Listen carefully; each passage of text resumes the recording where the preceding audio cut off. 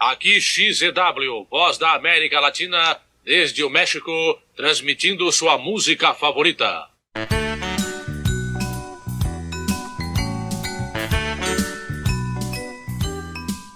Um grandíssimo olá para todos os membros do Fórum Único Cheio Espírito e para você, ouvinte, que está nos ouvindo pelas nossas redes sociais. Começou 2019, com esse novo ano também estamos trazendo uma nova categoria dentro do nosso podcast. Essa é a primeira edição do Fushcast Entrevista. Como o próprio nome já diz, nesses programas iremos ter nomes e personalidades do meio CH participando de um bate-papo aqui com a gente. Mas antes de tudo, essa é a bancada do programa de hoje. Sempre comigo, Lucas de Brito, também contando com ele, o nosso moderador Helenaldo. Aí sim, hein, pessoal? Temporada 2019 do Fushcast. É um prazer imenso estar aqui novamente e com essa convidada pra lá de especial. Muito obrigado, Helenaldo. Também temos ele, que já é figurinha carimbada no nosso Fushcast, o nosso amigo Igor. Caros amigos do Fórum Único Cheio Espírito, muito obrigado por mais uma humilde presença minha, e nesse Fushcast 2019 tão especial. Agradecemos mais uma vez a presença, Igor. E temos ele, que já participou da nossa segunda edição também e está de volta. Luiz Paulo, Luiz Pancada. Oi, pessoal, muito obrigado pelo convite. Uma honra estar nesse podcast, muito obrigado. Seja bem-vindo mais uma vez, Luiz, e marcando presença novamente, depois de participar da primeira encarnação desse mesmo podcast em 2011, ele, que sem a ajuda, essa entrevista não seria possível. Eduardo Gouveia, o Valete Negro. É um prazerzão estar aqui de novo, e estamos recebendo aqui uma pessoa maravilhosa que vocês vão conhecer já já. É com você, Lucas. Valeu mais uma vez, Valete, e agora que rufem os tambores. Na verdade, nem tem mistério, porque você que está ouvindo já sabe quem é, por causa do título da edição. Mas mesmo assim, temos ela, uma pessoa que conhecemos há tantos anos, pois há muito tempo está dentro das nossas casas. Há 34 anos, ela é a voz da Dona Florinda, da Mamãe do Kiko e da Senhorita do 14. As três? A única voz de Florinda Messa no Brasil dentro das séries CH, retornando mais uma vez para completar o seu trabalho nos inéditos do Multishow nesse último ano de 2018. Com muita honra, recebemos no nosso Fushcast ela, Marta Volpiani. Eba! Aê! Meninos! Seja muito bem-vinda, Martinha. Olha, prazer imenso estar aqui com vocês. Lucas, obrigada, querido, todos vocês. E olha, eu tô aqui ouvindo vocês. Vocês são muito bons. Aê, que honra! É verdade, vocês fazem um time legal, engraçado, muito gostoso de ouvir. E eu estava aqui pensando, quero fazer parte disso aí também. E agora? Opa! As portas estão mega abertas para você, Martinha. Com certeza! Vai ser uma honra para todos nós. Imagina só a Marta Volpiani na nossa bancada fixa aqui, hein? Nossa, vou adorar. Mas olha, prazer imenso estar aqui com vocês. Obrigada, adorei o convite. E acho que esse nosso bate-papo vai ser muito legal. E eu tô aqui para isso. Vamos conversar sobre uma série de coisas. Tô aqui, vamos lá, gente. Vamos lá, Martinha, a gente agradece mais uma vez a sua presença. Bom, você que está nos ouvindo pelas nossas redes sociais, não se esqueça de se cadastrar no nosso fórum. É só entrar aí em chavesechapolin.com.br, fazer o seu cadastro e começar a participar com a gente. Fórum Único Cheio Espírito, 17 anos com você. A dança traz um punhado de emoções que alegrando os corações nos faz sorrir. Dançando. Eu vou lhes dizer o que significa do meio. Diretório Nacional de Veteranos em Restaurantes. Ou também, Dona Neves, velha reumática. Então vamos lá. Então vamos lá. Bom, para começar aqui a nossa conversa com a nossa querida Marta, acho que o melhor mesmo é começar desde o início, né? Então, do Marta, início, a gente pode começar assim, ó. Lucas, tesouro. Sim, mamãe. Vamos, Lucas. Ai, cara, que maravilha. Vamos, Lucas. Não se misture com essa gentalha. Cara, que honra! Que honra! Que honra. Dublagem exclusiva. Eu tô sonhando com isso ainda. Eu gostaria de, já que vamos pegar lá no início, eu gostaria de iniciar fazendo uma pergunta, que é o seguinte: há mais de 10 anos atrás, você gravou um vídeo pra gente, que foi para o Festival da Boa Vizinhança, gravaram você e o nosso saudoso Osmiro, e você na ocasião falou uma coisa que me comoveu bastante. Eu gostaria de falar um pouco mais sobre isso, que foi o seguinte: você afirmou que o nosso amado Gastaldi teve uma visão, né, tipo uma visão meio que de futuro, de que quando ninguém acreditava que o Chaves poderia sair do primeiro mês de exibição, alguns nem aceitavam que fosse ao ar, na verdade, você disse que o Gastaldi chegou para você e disse: Marta, você está sem trabalho? Estou. Então você vai fazer uma série que vai ser o maior sucesso. Ele costumava ter essa visão? Como é que era isso? Então, o Marcelo, ele era uma pessoa que você nunca sabia quando ele estava falando sério, brincando. Ele era um ator fantástico e ele fazia piada das coisas o tempo inteiro.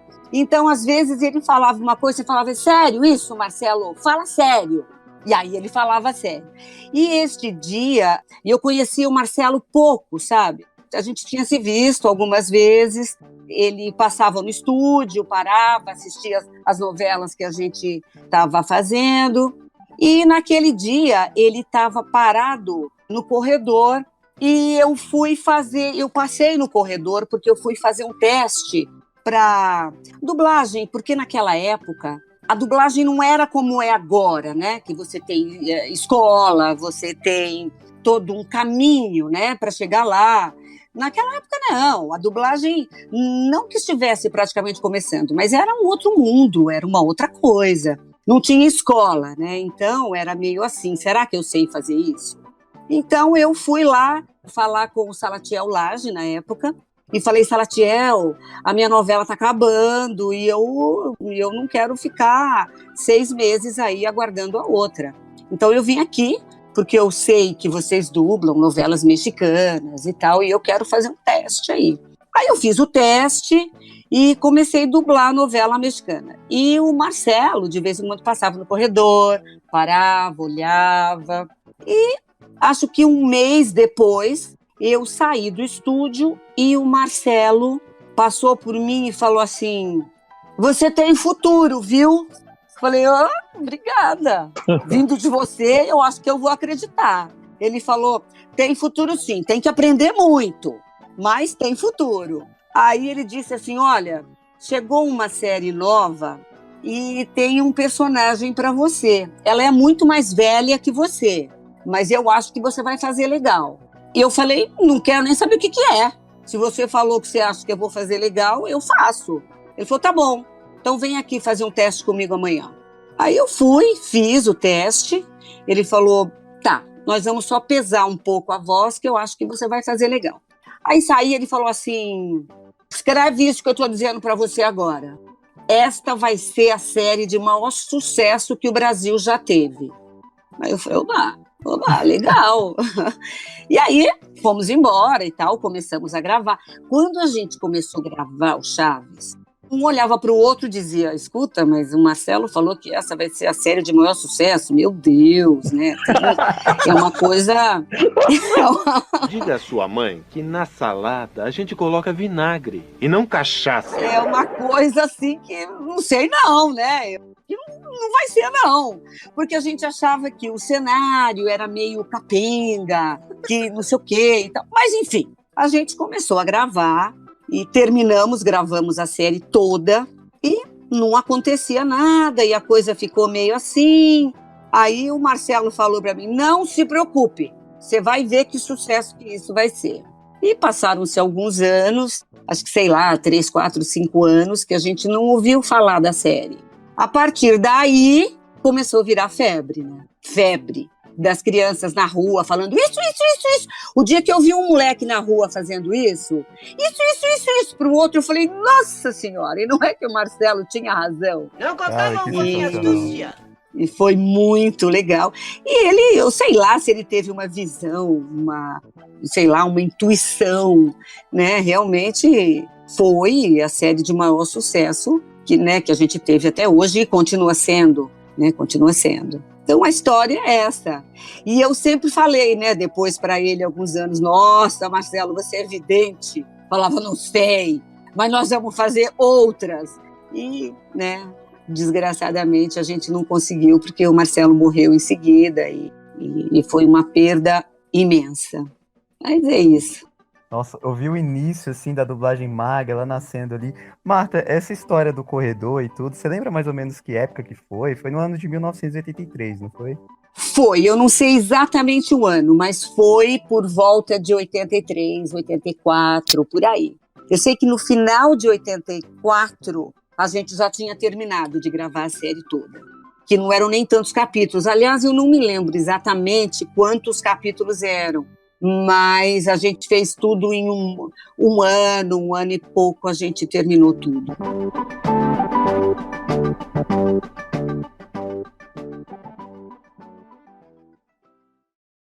Kiko! Tesouro! Carinho! Rei! Coração! Loteria!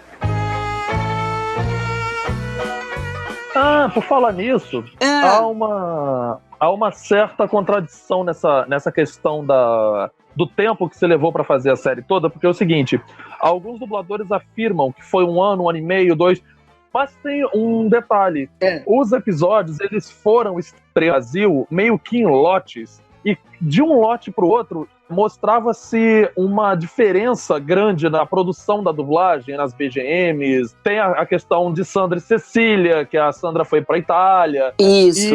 E alguns episódios tiveram, por exemplo, assim, eram mencionadas datas, e nós temos pelo menos 2 episódios em que um é mencionado 1684, como tendo passado 300 anos, ou seja, 1984, e tem uma versão desse episódio que é mencionado 1690, 1990.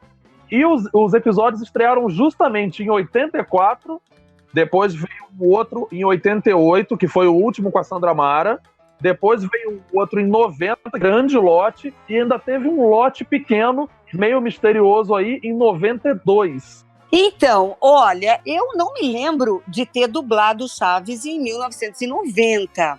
O que nós fizemos por volta de 90 foram aqueles DVDs do Chaves. Não, acho que foi até... Você sabe de uma coisa, faz tanto tempo que você fala em datas, isso dá um nó na minha cabeça. Baralha tudo, mistura datas. Baralha tudo, eu falo, gente. gente, faz tanto tempo que 84, 90.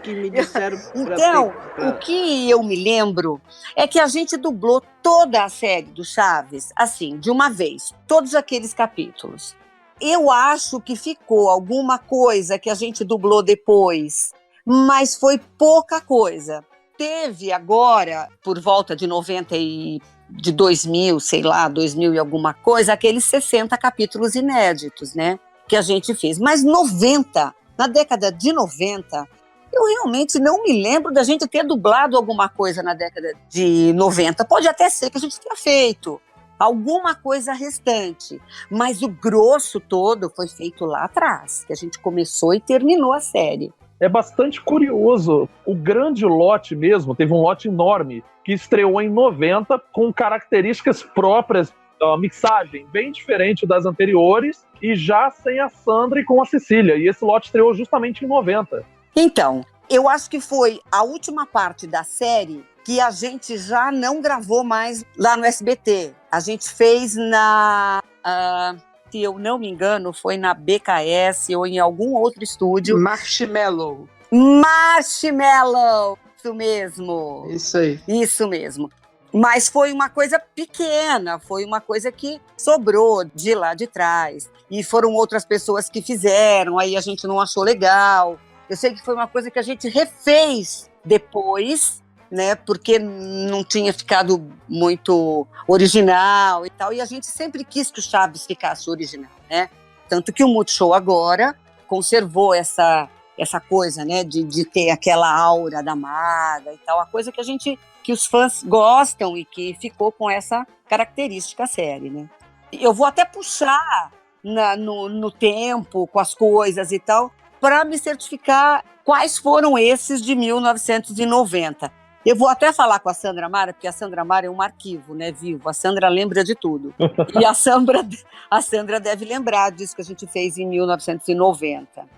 A questão é, esse lote da Marshmello, né, realmente é um lote pequeno, foram bem poucas coisas, ele tem umas características bem diferentes mesmo. Isso. Eu particularmente não gosto desse lote, eu acho que a voz do Gastaldo estava diferente, as BGMs foram todas trocadas, mas esse lote, ele, segundo alguns levantamentos que a gente conseguiu, você pode até confirmar com a Sandra, seria interessante, esse lote teria sido feito em 92, teria sido o último. O que acontece? Os lotes que a gente tem são o seguinte: quando a série chegou, o lote de 84, que foi o primeirão, ele trouxe uma determinada quantidade de episódios. Depois veio um lote que estreou em 88, que foi o último feito pela Sandra Mara, e um blocão enorme que foi feito em 90, e depois veio esse de 92 com as características totalmente diferenciadas, tal. Mas o blocão mesmo, 90, com as características da Maga ainda. Sim, com certeza. E com a Cecília no lugar da Sandra, foi o primeiro. Exatamente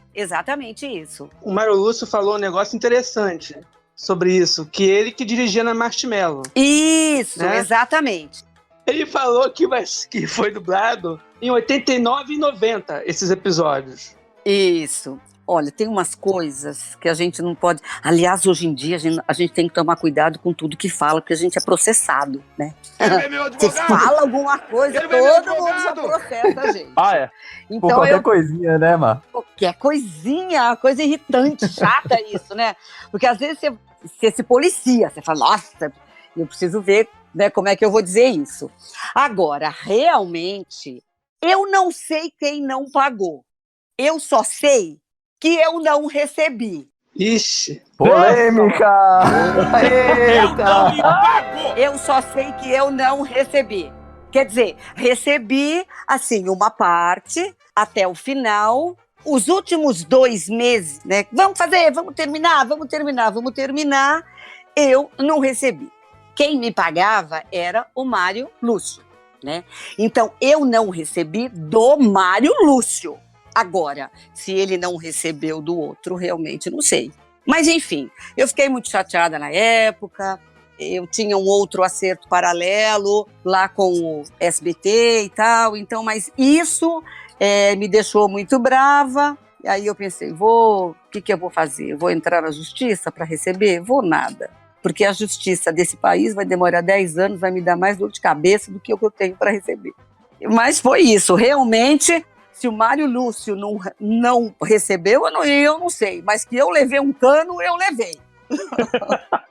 Isso aconteceu na Marshmello ou na Gota Mágica? Olha, eu não me lembro se foi na Marshmello, mas era a Gota Mágica que contratava a gente. Era a Gota Mágica, que era do Mário Lúcio. Olha, rapaz. Na verdade, os 2 estúdios eram dele, né? Um foi na década de 90 e o outro foi nos anos 2000. Não, na época, a Marshmello era... Nossa, que coisa feia, eu esqueci. Era uma pessoa que eu gostava tanto, que era um casal, que era dono da Marshmello, ele até agora faleceu há pouco tempo. O estúdio não era... Só se era do Mário e a gente não sabia, mas eu tenho a impressão que não era dele, o estúdio, que ele simplesmente locava. Entendi. Então, que vocês gravaram um LP em 89... Isso! Vocês gravaram o LP em 89. E esse lote de 92, a gente pensa que é de 92, tem músicas desse LP, entendeu? E o Mário falou que foi feito em 89 e 90. Então... A gente fala que é o lote de 92 porque foi o ano que o SBT estreou esses episódios, entendeu? Por isso que a gente divide os lotes de 90 e os lotes de 92. O SBT é tudo atrasado, né? Sim. É. Era uma coisa que... As datas, era tudo, sabe... Bom, isso está há tanto tempo no ar, né? Naquela época, eu acho que o Chaves entrou no ar, saiu, voltou, e aí se firmou de novo, e as épocas ficam um pouco embaralhadas. As informações se perdem um pouco, né? Com certeza. o Chaves demorou um pouco para pegar, para acontecer, né? Então, nesse tempo, muita coisa se perdeu, porque a gente nem lembrava mais quando que a gente tinha terminado de fazer. E depois quando o Chaves estourou mesmo, a gente falou, nossa, e agora? Agora tem que saber quando foi feito, como é que foi feito. A gente já tinha até esquecido. Tem que saber a história ali, né, pra poder contar. Com certeza.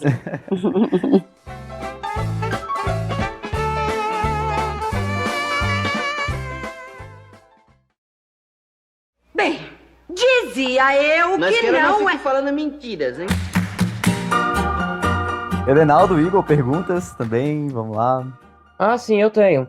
Eu gostaria que ela me explicasse um pouco também como eram os trabalhos dela como atriz.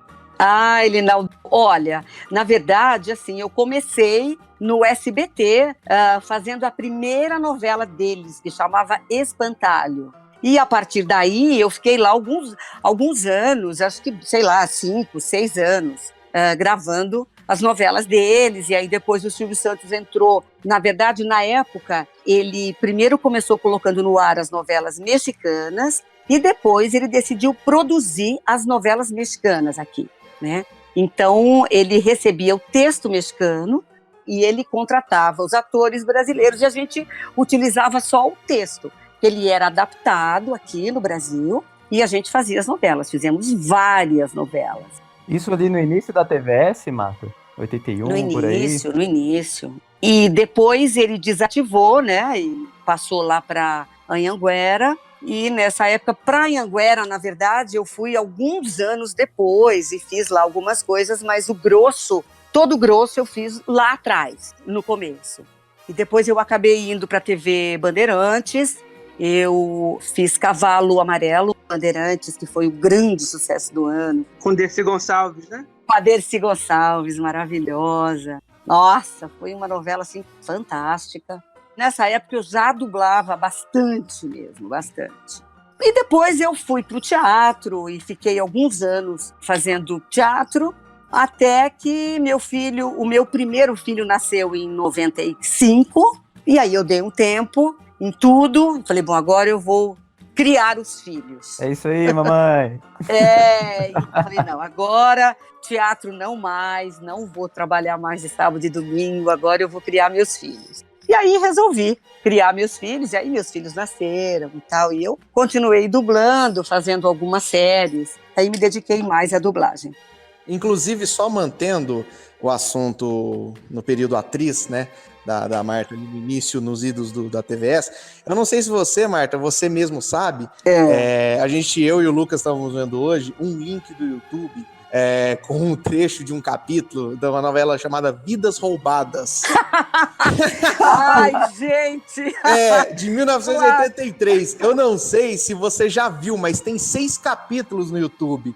E na abertura aparece a tua fotinha lá, entendeu? Pois é! Então eu não sei se você sabe disso. Se você não souber, a gente compartilha com você depois. A gente pode até te mandar o link, realmente aparece. Aparece sei. a fotinha. Eu vi lá, gente de Deus. Eu vi, e eu vi algumas cenas e tal. Coisa que, eu nem lembrava mais, né? Eu falei, gente, eles cavam coisas que você esqueceu que você fez naquela novela, e eu me lembrava do nome da novela e tal, fazia bastante tempo, foi uma novela bacana. Legal. E eu vi sim, eu achei legal. Sabe o que é bacana isso? Porque a gente não tem mais, né, nada disso, nada, nenhum material, nada.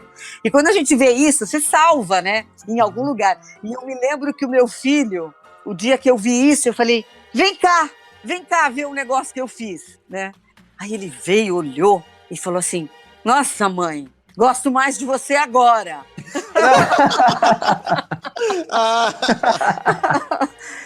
E o mais legal é que é gravação da época, né? Exato.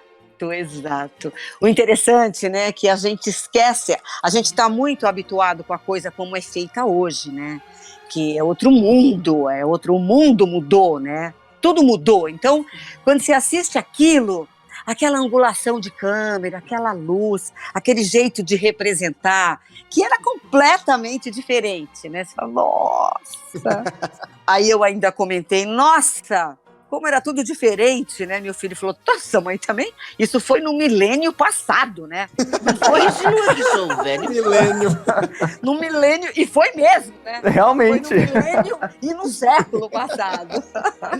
Ai, maravilhoso.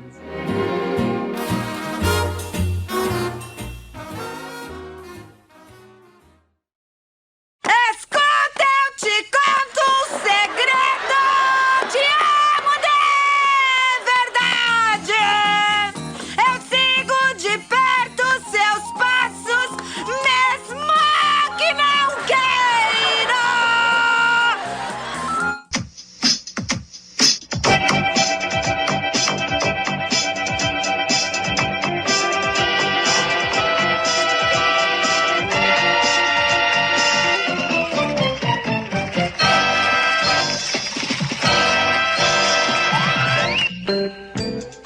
Voltando pra dublagem, É. você falou que quando depois teve o primeiro filho ali, né? Só focou na dublagem mesmo, no âmbito profissional. Então, pegando aqui CH também, como é que foi a época da dublagem da Gota Mágica? Olha, você sabe que eu me lembro pouco disso, sabe? Porque foi uma coisa muito atropelada naquela época. E eu não me lembro quantos capítulos que foi. Eu só me lembro que eu, pessoalmente, não fiquei satisfeita, sabe, com o trabalho. Eu achei que foi uma época conturbada, acho que para todos. Então, todo aquele cuidado, aquele que a gente tem agora, né, que o Multishow tem agora, que é um trabalho muito bem cuidado, muito bem pensado. Na época da Gota Mágica foi uma coisa mais, vamos fazer, vamos acabar, vamos, não sei o quê. Foi nessa época que eu fiz a Chimoltrúfia, eu acho. Sim. Exatamente. Que foi uma coisa que, nossa, quando terminou, eu falei, nossa, mas que coisa que eu fiz. Eu não fiquei satisfeita, sabe? Pelo menos para mim não foi uma coisa bacana, sabe? Sim. Depois que eu assisti, eu falei, não. Eu acho que, eu não sei se foi a reunião das pessoas na época, eu não sei se foi um trabalho que foi feito meio com pressa, sabe? Então, eu pessoalmente não fiquei satisfeita. Infelizmente, naquela época ali, a própria morte do Gastaldi estava muito recente, né? Não tinha o toque dele ali e tudo. Não tinha. E por mais que, né, que as pessoas quisessem se aproximar do personagem do Gastaldi, é diferente agora, sabe? Que o Daniel, nossa, houve, sabe, 1000 testes para encontrar uma pessoa com a voz dele, do Marcelo, né, que fizesse igual o Marcelo. E o Daniel Miller faz isso brilhantemente, sabe? Brilhantemente. E eu falei para ele, nossa, Daniel, eu passo até mal, sabe? Quando eu ouço a voz. Porque para mim é a voz do Marcelo, né? É uma coisa brilhante. O trabalho dele hoje é simplesmente brilhante. Mas foi um trabalho, né, pesquisado, cuidado, e testes com um monte de gente até chegar nele. Na época... E eu, na verdade, não cheguei a acompanhar, mas assistindo hoje, você percebe que não teve todo esse tempo para se cuidar da série. Não é nem que as pessoas não tiveram cuidado, não. As pessoas tiveram. Eu acho que não houve o tempo adequado para que isso fosse planejado e executado. Foi uma coisa bem apressada e o próprio SBT ele acabou ferrando um pouco as exibições do programa Chespirito, porque ele veio como clube do Chaves, o Chaves já não era mais o principal personagem de Chespirito na época, ele já estava velho. Isso. Então o SBT focou no Chaves e acabou manchando a imagem do programa para o público naquela época. Tanto é que a gente só veio conhecer mesmo o trabalho da Gota Mágica quando a TLN exibiu a série completa, no caso, quase todos os episódios dublados pela Gota Mágica em 2010. Então, assim, já junta tudo isso, infelizmente, né? Exatamente.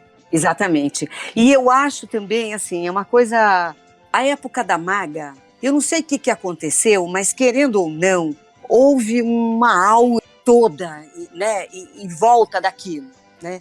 Eu não sei se foi a mão do Marcelo, se foi o trabalho do Marcelo. O Marcelo era um cara perfeccionista, sabe? Então, como ele que dirigia a série, às vezes o Osmiro dirigia, às vezes o Nelson. O Nelson dirigia, mas a mão do Marcelo sempre estava atrás, né? Então, o Marcelo era perfeccionista. Ele ia assistir, ele tinha uma concepção de cada personagem daquele. Era uma época em que a dublagem não era tão bem cuidada, não tinha todo esse trabalho com a dublagem. Mas o Marcelo tinha, sabe? O Marcelo tinha. Ele ia no estúdio, ele voltava uma coisa, ele chamava a gente de volta e dizia, olha, aquilo não ficou legal. E às vezes era uma fala, às vezes era uma coisa pequenininha. E ele dizia, olha, eu assisti, mas aquilo não está legal, aquilo nós vamos refazer. E aí você ia, às vezes a gente nem entendia, falava, não, mas no bolo passa, né? Tem essa coisa de que no bolo passa. Não, com o Marcelo no bolo não passava. O bolo tem que estar perfeito, né? Tinha que ir perfeito. Então eu acho que teve tudo isso que contribuiu, né, para que ficasse essa aura mesmo que ficou até hoje em torno da série que foi feita na Maga. É maravilhoso para todos nós, assim, escutar essas histórias você contando, porque a gente já considera a dublagem da Maga, eu acho que uma das melhores dublagens, se não for a melhor dublagem já feita no Brasil. Assim, vocês realmente se propuseram a fazer a versão brasileira das séries de Shakespeare, tanto de Chaves quanto de Chapolin. Então, exatamente. Escutar isso tudo é maravilhoso. Mas você sabe, eu acho que teve uma outra coisa que eu acho que contribuiu muito. Todos nós, exceto, sei lá, 3, 4, todos nós estávamos começando a carreira, né? Então, a gente fazia teatro, a gente fazia televisão, e a gente estava naquela coisa de crescer como ator, né? A gente tinha terminado de fazer escola, e a gente tinha aquela gana de fazer um trabalho de ator. E a gente tinha o Marcelo, que era um ator maravilhoso, né? Então, não era simplesmente uma coisa para encaixar a voz. Ah, vamos fazer dublagem e você encaixa a voz. Não, era um trabalho de ator que a gente fazia mesmo.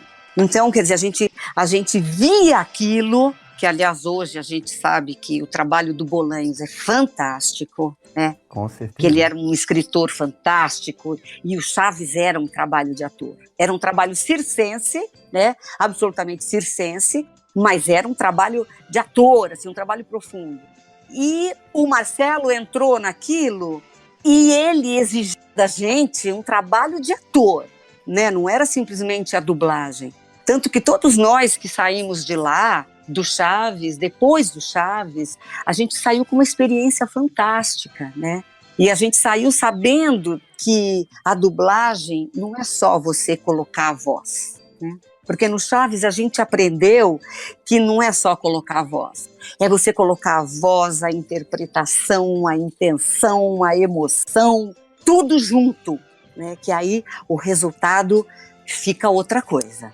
Uma coisa que o Igor comentou com a gente quando a gente fez a nossa edição sobre a dublagem da Maga é que é exatamente isso, todo esse cuidado faz a Maga ser o que é hoje pra todos nós, né? Faz Chaves ser o que é pra todos nós. Se não fosse a dublagem da Maga, talvez Chaves fosse só uma série exibida ali nos anos 80 e ninguém saberia hoje o que é. Exato. Mas teve muito disso, né? E a gente, todo mundo colocando a alma naquilo, né? Como o Nelson Machado, né? Que é um ator maravilhoso. Osmiro, que era um ator maravilhoso. Né, toda aquela gente de estofo teatral, de experiência teatral, que era grande. Também, né? Nossa, o Seidel, incrível. E o Marcelo, ele foi garimpando as pessoas, né? Ele foi garimpando. Tanto que é incrível, né? Mas o Seidel era a cara do seu Madruga. Sim. Que, aliás, o Seidel é a cara dele até hoje. A gente fica impressionado. Né? Se fosse ter um musical do Chaves, alguma coisa, uma peça, teria que ser o Seidel, porque ninguém mais se parecia tanto com ele, né? Sim, é verdade. No evento que teve com o Carlos Villagrán aqui, né? No evento que teve com o próprio Carlos Villagrán, o Seidel participou, ele fez o seu Madruga mesmo, ficou caracterizado como seu Madruga e ficou muito semelhante mesmo. Sim. E eu acho que o Marcelo, ele andou pesquisando as pessoas antes de escalar, sabe? Acho que esse cara parece com ele, esse parece com aquele. E, enfim, foi um momento muito abençoado esse mesmo.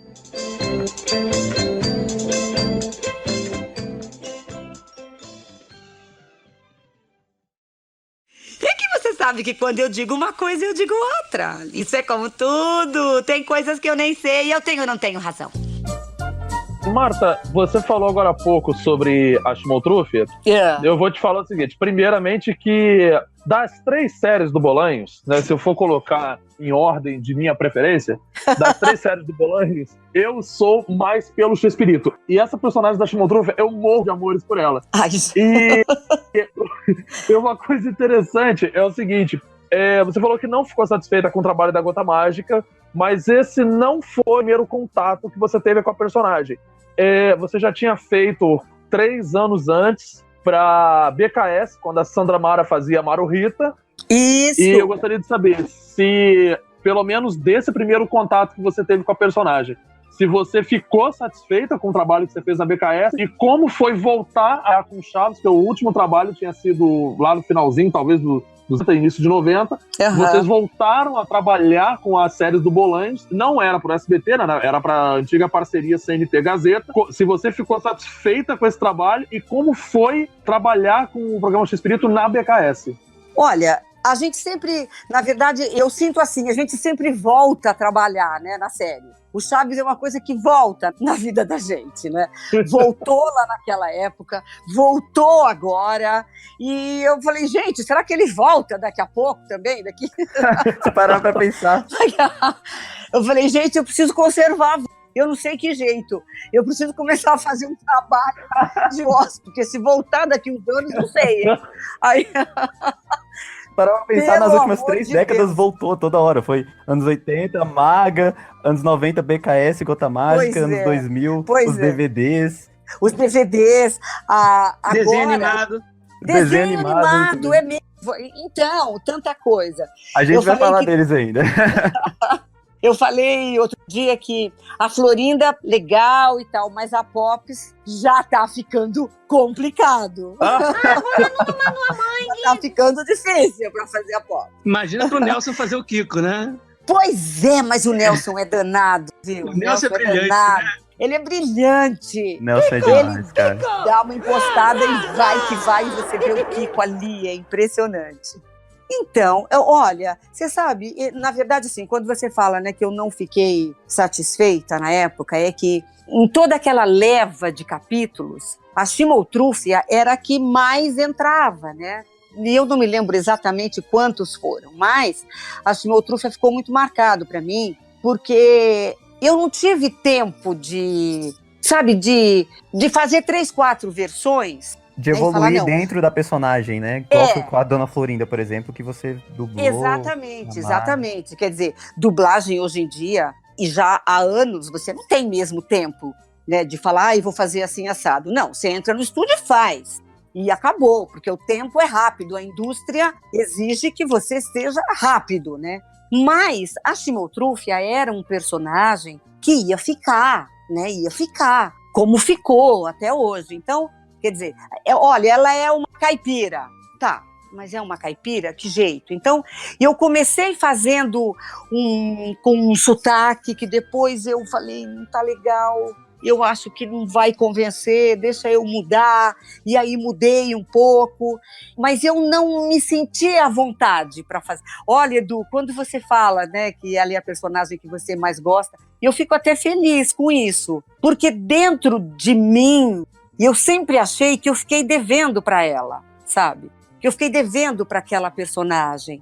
Porque eu acho que a Schmoltrufia é uma personagem tão rica, né? Tão rica, com tanta coisa que dá para fazer com ela, com tantos recursos. E eu saí daquele bloco de capítulos achando que eu não fiz tudo que eu podia fazer. Se bem que eu sou assim mesmo, né? Eu saio de cada trabalho dizendo, ai, meu Deus, mas por que eu não fiz diferente? Por que eu não fiz daquele jeito que eu acho que ia ficar melhor? Porque eu tenho essa insegurança, né? Tanto que tudo que eu faço, eu não assisto de pronto, assim. Porque eu fico com a sensação que eu não fiz bem. É gozado isso, né? Um amigo meu falou, para com essa insegurança, vai para um terapeuta para tratar essa sua insegurança. Olha que coisa! Mas você teve essa sensação nos dois trabalhos, porque você fez a Chimoltrufia na BKS e depois na Gota Mágica. Você teve essa mesma sensação nas duas casas? Eu fiquei. Sabe? Não fiquei achando que eu fiz um trabalho ruim. Não. Eu acho que dentro daquele contexto todo, eu acho que estava dentro do contexto, sabe? Estava dentro do contexto. É a mesma coisa de você assistir uma peça onde tudo está muito sincronizado. Se tiver um ator que, sabe, que dá umas falhadas, no todo passa, né? O público não percebe. Mas aquele ator, ele sabe que ele poderia ter dado mais. Ele sabe que ele... Mas quando você começa um trabalho de dublagem, que você tem que começar já dentro do personagem, porque não volta, gravou, tá gravado. E aí você tem que pegar aquela linha e ir até o final do trabalho. Você não pode mudar no meio. Você não vai mudar no meio a linha do personagem. Claro. É por isso que é legal quando você... E eu sempre achei que, por exemplo, uma série você devia começar lá pelo capítulo 5º, 6º, 10º, né? Porque aí quando você está no capítulo 30, 40... Opa, você já pegou o personagem. Aí você volta e grava o primeiro, segundo, terceiro, quarto. Né? Porque aí você já entra no pique, no clima.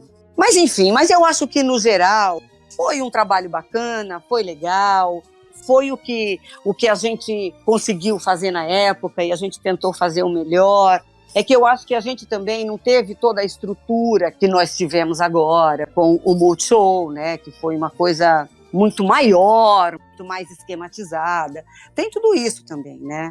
Tem todo um processo que às vezes te dá uma condição melhor para fazer um trabalho e às vezes não. Não é culpa de ninguém, é culpa do momento, né? De como as coisas se apresentaram.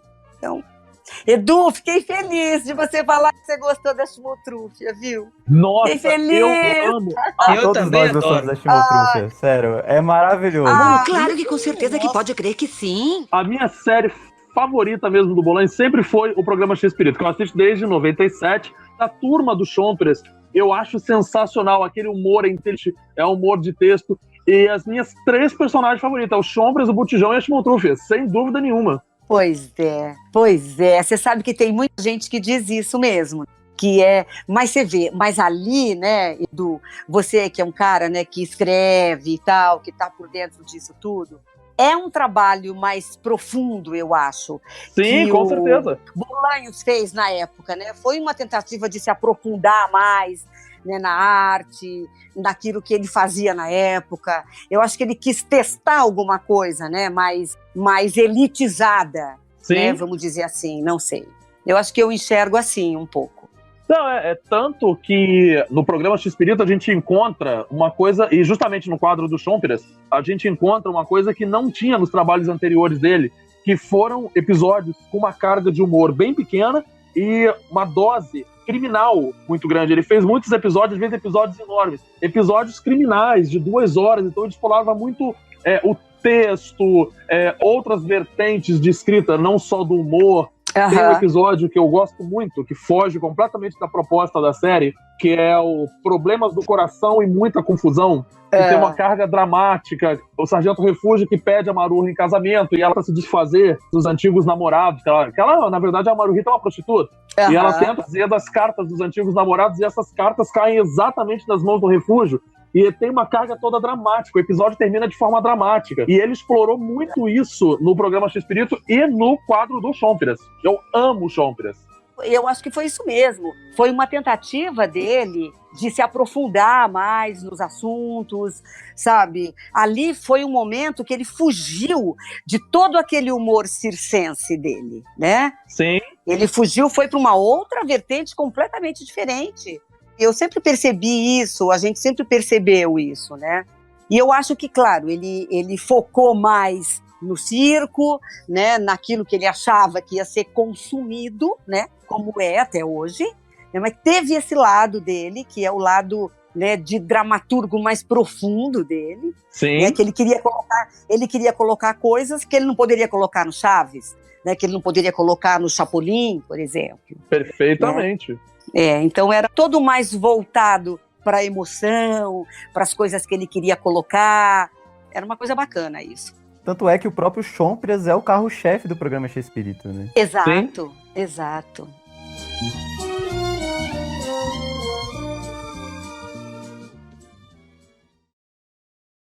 Oh, e agora quem poderá me defender?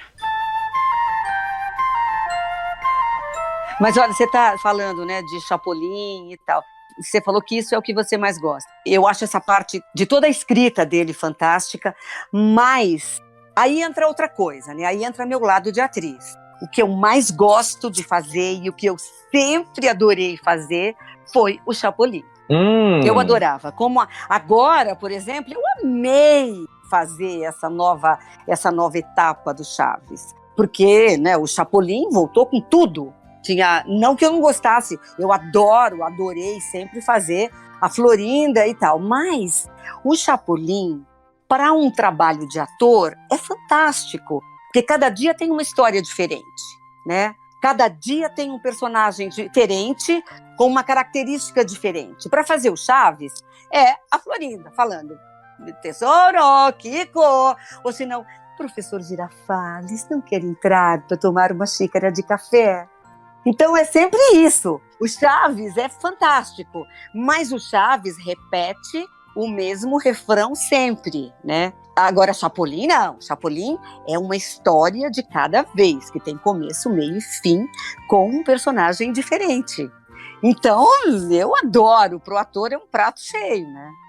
E agora eu me deliciei. Eu falei, agora eu quero mais 200. Agora eu quero mais 200.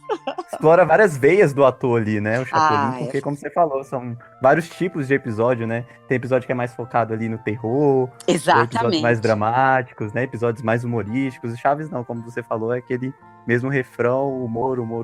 Claro que tem a carga dramática, mas não se compara com o Chapolin, que tem essa variedade toda. O Chapolin te dá margem pra fazer as coisas e tal. E a Florinda é fantástica no Chapolin. E eu vou em cima dela, tudo que ela faz eu faço. E aí, né, fica legal e funciona. Aliás, tem uma história na Maga que é muito interessante. Outro dia eu estava lembrando disso. Opa, quero... Vamos lá. Tem um Chapolin que eu me lembro pouco disso, mas ele era Leonardo da Vinci, acho. Eu não me lembro se era Leonardo da Vinci, era um personagem famoso. E ele tinha uma empregada, que era ela, a Florinda. Então, quando eu vi aquilo, eu falei assim, meu Deus, eu vou fazer um tipo aí. Eu vou sair completamente da Florinda e vou fazer um tipo. Aí eu experimentei uma mineira, não deu certo. Experimentei Aí cheguei numa nordestina e falei, opa, vou fazer uma nordestina arretada. Olha! O Marcelo não estava lá aquele dia. Se eu não me engano, era o Potiguara. O Potiguara era um cara de paz. Tudo que você falava para ele tava bom. E eu falei, Potiguara, vamos fazer um negócio diferente? Eu vou fazer uma nordestina, vai ficar ótimo. Ele falou, então faz. Se você acha que vai ficar bom, se eu achar que tá bom. E fizemos, ficou muito bom. Aí, passou uma semana, o Marcelo me chamou. Ih, rapaz. Falei, ixi Maria. Cheguei lá, a menina já falou, Marcelo quer falar com você. Eu falei, nossa senhora, o que será que eu fiz de errado? Entrei lá, Marcelo estava de cabeça baixa. Eu falei, o que aconteceu, Marcelo? O que foi que eu fiz de errado? Ele falou, não, de errado você não fez nada. Você, aliás, tá muito bom. Mas o que deu na sua cabeça de fazer uma nordestina lá no episódio do Chapolin Colorado? Eu falei, Marcelo, poxa vida, eu achei que ia ficar legal. Ele falou, não, o Silvio Santos assistiu e mandou, nós temos que refazer tudo. Ai! Aí ele falou, não sou eu que estou falando para refazer, é o Silvio, que ele assistiu. É o patrão, dono do baú. Ele falou que tá muito bom o que você fez, mas ele não quer que você use sotaque nordestino. Tá bom, então vamos fazer de novo. E era... É por isso que esse episódio tem 2 dublagens, então, né? Eu acho que eles apagaram o que a gente fez. Não, tem duas. Tem duas. Uma você tá de nordestino e a outra não. Passa as duas. Então tá explicado. Então ficou. Exatamente. Esse episódio tem 2 dublagens. Pois por que não disse antes? Eu tenho um primo que pinta 8 metros quadrados em 1 hora. E fica parecido. Cara, história incrível, cara. Resolvemos um dos grandes mistérios. Resolvemos aqui. Olha, e eu não sei por que é que ficou, porque o Marcelo ficou muito bravo comigo. Ele falou, olha, quando você cismar de mudar alguma coisa, você me avisa. Você fala, Marcelo, eu vou mudar aquela coisa, eu te falo se pode ou não. Falei, então tá. A partir de agora, eu te falo tudo. E eu enchia ele com essa história, porque cada coisinha que eu ia mudar, às vezes ele não estava no estúdio, eu ia lá e falava, Marcelo, eu vou mudar uma coisinha pequena, vem aqui me falar se eu posso mudar ou não. Outra vez o sabugo de milho. Muito bom, cara, muito bom. Ô, Marta, como é que era o Potiguara? Uma curiosidade minha, assim. Que a gente sabe tão pouco dele. Olha, você sabe que a gente também sabia pouco dele. O Potiguara, ele era uma pessoa boníssima, ele era um gentleman, de uma educação, de um carinho, mas ele era uma pessoa um pouco enigmática, sabe? Por exemplo, eu nunca soube nada da vida dele, se bem que a gente passou pouco tempo juntos. Ele começou dublando o Girafales, que ele fazia brilhantemente, e ele dirigia também a série. Sei exatamente quanto tempo que ele ficou, mas ele ficou pouco tempo e faleceu. E quando ele faleceu, a gente não sabia nada dele, a gente não sabia nem... pelo menos eu, né? Eu não sei se mais alguém da série era mais próximo dele e tal, mas eu não sabia nada, assim. Nós éramos ali colegas de trabalho, né? Do dia a dia, mas nós não éramos amigos, sabe? Amigos. Porque ele tenha, né, nós ficamos pouco tempo juntos, ele faleceu, e a partir daí o Osmiro assumiu a série, e nós nos tornamos muito amigos todos, né, convivemos bastante tempo. E com o Potiguara não, a convivência foi muito pequena. Então, eu nunca soube se o Potiguara era casado ou não, se ele tinha filhos, eu nunca soube. Depois que ele morreu, eu falei, nossa, como a gente sabia pouco dele. Né? E foi assim, mas era uma pessoa boníssima, era um cara talentosíssimo, bacana mesmo. Que eu encontrei uma foto do Potiguara, recentemente, num álbum de fotos. Até o Nelson reconheceu quem era o Potiguara na foto, porque a gente não sabia nem quem era na foto. Foi interessante isso. Olha, pois é, eu gostaria até de ver essa foto. Porque você sabe, se você falar, você lembra exatamente do rosto do Potiguara? Eu vou dizer não. E eu me lembro... O Nelson lembrou, né? Porque o Nelson traduzia com ele, né? Eu acho que foi mais fácil pro Nelson. O Nelson deve ter convivido mais com ele, né?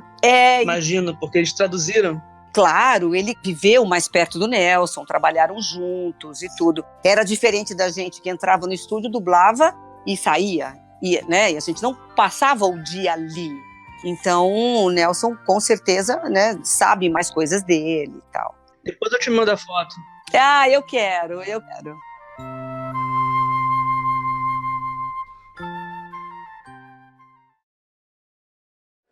Tu sabias que o avô do meu avô era um Ptolomeu? Um o quê? Um Ptolomeu. Cada mania, não. Ptolomeu é o nome da minha dinastia. Ah, da sua tia. Igor, você queria fazer uma pergunta pra Marta? Eu gostaria. Poxa, primeiramente, Marta, eu queria até deixar registrado que você é fantástica em Chapolin, cara. Eu realmente, assim, eu compartilho de toda a tua opinião, tá? Poxa, Chapolin também é a minha série preferida, tá? E você vai dar um show, você interpreta uma bailarina russa, você faz uma caipira, você faz uma venusiana que fala assim, né? Que fala desse jeito. Então, assim, você faz um mundo de personagens, assim, eu te admiro demais em Chapolin. E uma coisa que eu queria voltar é que você tá falando que, poxa, tinha, querendo ou não, tinha relação ali de chefe ali do Marcelo Gastaldi, porque ele era perfeccionista e tudo mais. Mas na época do auge, ou até mesmo na época, na fase de dublagem da série Chaves, durante a Maga, na época áurea, como é que era a relação desse elenco clássico mesmo? Osmiro, Nelson, com todo mundo, com Helena, como é que era a relação com todos? Assim, tinha amizade com algum, você saía com outro, vocês comentavam sobre os episódios? Eu queria saber como é que era ali dentro do estúdio, na época, fase de ouro do Chaves. Então, olha, todos ficaram amigos mesmo. Porque na época a gente não dublava só o Chaves. A gente dublava muita coisa lá dentro. Sim. Dublava as novelas mexicanas, dublava séries, tudo que chegava a gente fazia. Então a gente convivia muito junto, muito. Assim, você saía de um estúdio do Chaves, ia para outra novela, saía da novela, voltava para o Chaves. E nós éramos, todos nós, sabe, a gente tinha uma relação de amizade. Sim. Grande. Que legal. Né? Era muito legal. Muito e bom. era uma coisa assim, a gente tinha até a liberdade de, sabe, de dizer até pro... Olha, você não acha que eu poderia ter feito diferente ou que poderia ter sido diferente? Então, eu acho que também teve esse entrosamento, sabe? Sim. Das pessoas, porque é diferente quando você se entrosa com as pessoas e quando não há entrosamento. Porque, por incrível que pareça, isso passa, né? A falta de entrosamento passa no áudio, passa na tela, e eu acho que a gente tinha muito disso na época, porque o Marcelo também, né, ele contribuía muito para que todos ficassem mais perto. Às vezes, nessa época, a gente já dublava sozinho no estúdio. Mas tinha algumas cenas que o Marcelo colocava a gente junto. Quando ele achava que tinha que ter um entrosamento maior, quando ele achava que o negócio tinha que ficar um pouco mais redondo. Então, ele colocava a gente junto. Ele nem falava que era para isso, sabe? E as pessoas, às vezes, nem... Não, vão os dois lá fazer esse negócio. Vão os dois lá fazer junto. Que demais, sabe? cara. E acho que, né, era para que houvesse essa proximidade, né? Então, eu acho que isso contribuiu muito também. Agora, Igor, você dizia, né, no começo da sua fala, você disse que você gosta bastante da Florinda fazendo o Chapolin. Mas você sabe, o segredo disso são várias coisas. Na terça-feira passada, eu fui para o Teatro Bibi Ferreira falar para um grupo de atores que querem dublar, que estão na escola. E eu dizia para eles que o segredo é você imitar aquilo que o ator está fazendo. O dublador, ele tem que se despir do ego dele, né, do ego de ator, e imitar perfeitamente aquilo que o ator está fazendo na tela. Então, é isso que eu faço com a Florinda. Quando eu vou fazer Chapolin, e eu paro, eu falo, bom, eu quero assistir um pouco. Então, eu assisto uma cena, 2, 3, e fico prestando muita atenção naquilo que ela faz. E procuro fazer exatamente aquilo que ela faz, né? Procuro imitar ao máximo. Então, esses personagens aí, o Russo, a Caipira e tal, então, eu vou muito em cima dela, né? Então, eu faço exatamente aquilo que ela faz. Quer dizer, eu procuro fica fazer... perfeito, Marta, fica perfeito. Então, eu procuro fazer exatamente aquilo que ela faz. Usar o sotaque que ela usa, do jeito que ela usa. Às vezes não sai exatamente igual, né? Porque espanhol diferente, né? Tem uma outra embocadura, tem uma outra maneira de falar. Mas eu acho que quanto mais eu conseguir imitar aquilo que ela faz, mais perfeito fica o trabalho, porque parece que é ela, né? Parece que é ela falando português. Então, por isso que eu gosto também. Sensacional, sensacional.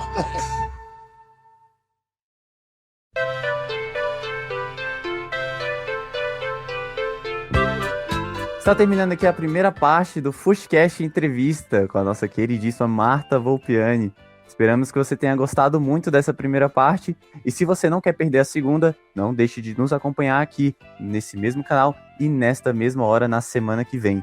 Não se esqueça que também faremos estreia no YouTube, então já marca na agenda aí, viu?